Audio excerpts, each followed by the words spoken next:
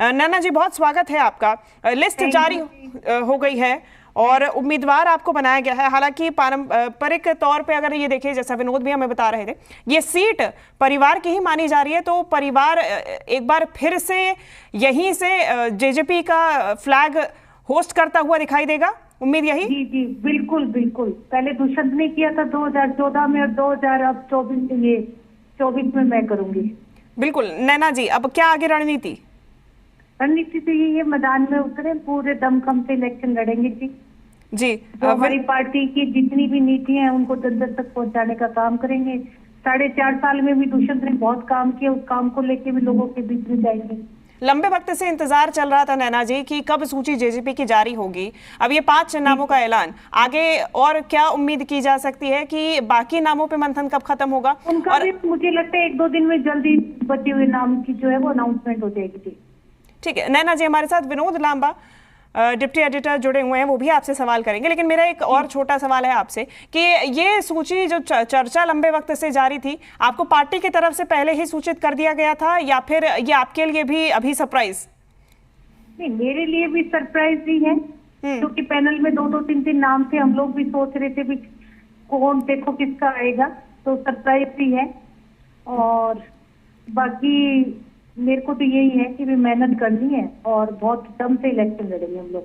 पिछले चुनावों में बृजेंद्र सिंह से चुनाव हार गए थे दुष्यंत, ऐसे में इस बार कड़ी टक्कर हिसार में आपकी उन्हीं से रहेगी, कितनी तैयारी मानती हैं?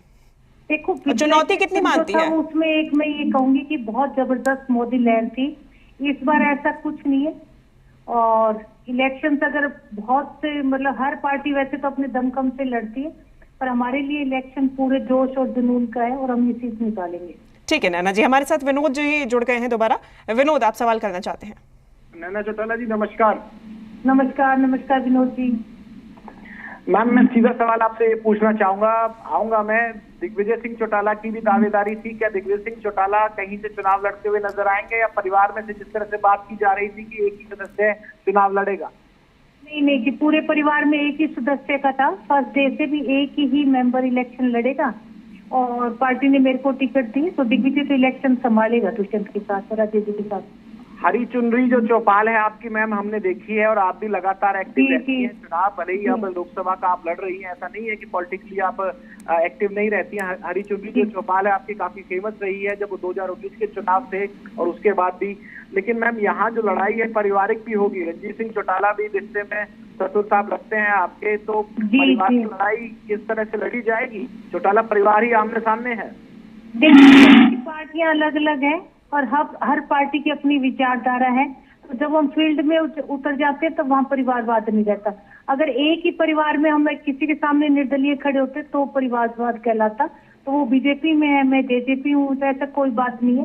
और पीछे भी वो हमारे से अलग ही लड़ते आए हमेशा। पहले निर्दलीय लड़े हैं, पहले कांग्रेस में थे, अब वो निर्दलीय छोड़ के बीजेपी में आए हैं, तो ऐसा कोई परिवारवाद वाला मुद्दा नहीं है।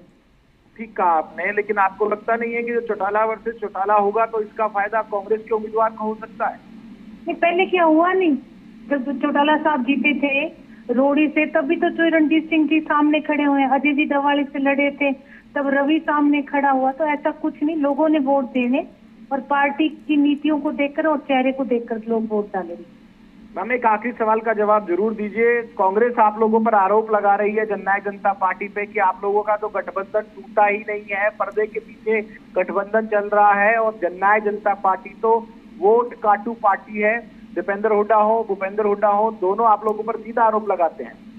विनोद जी, वो इसलिए आरोप लगा रहे हैं कि क्योंकि वो खुद कैसे कहते दीपेंद्र हुड्डा जी और ये भूपेंद्र हुड्डा जी भी हम लोग बीजेपी की बी टीम है, तो वो खुद के लिए तो बोल नहीं सकती, इसलिए आरोप दुष्यंत पे लगा रहे हैं। हालांकि वो खुद बी टीम है बीजेपी की। एक सवाल ये भी पूछा जा रहा है डॉक्टर सिंह चौटाला की एक स्पीच को वायरल करके कि ये कहा गया कि रोहतक ऑफर की गई थी बीजेपी के साथ गठबंधन को जारी रखने के लिए, रोहतक कमजोर सीट समझकर आप लोगों ने ली नहीं और आप लोग गठबंधन से बाहर आ गए। नहीं, क्यों, मतलब रोहतक क्यों ले, जब हमारी ऑफर ही हिसार थी, हिसार और भिवानी। और दुष्यंत ने तो यहाँ तक कह दिया था कि आप दोनों सीट रखो और हमारी पेंशन जो वो 5100 रुपये बढ़ाने का काम कर दो।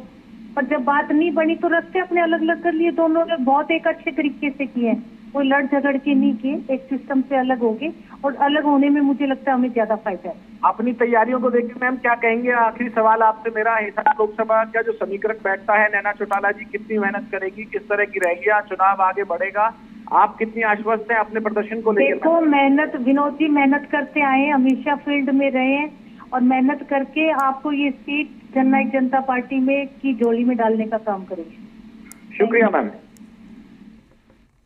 शुक्रिया नैना चौटाला जी हमारे साथ जुड़ने के लिए। हिसार से प्रत्याशी बनाई गई हैं जेजेपी की तरफ से, ये सूची जारी हो गई है। विनोद, आपका भी धन्यवाद हमारे साथ जुड़ने के लिए। तो ये बड़ी जानकारी सामने आ रही है, ये सूची जारी कर दी गई है।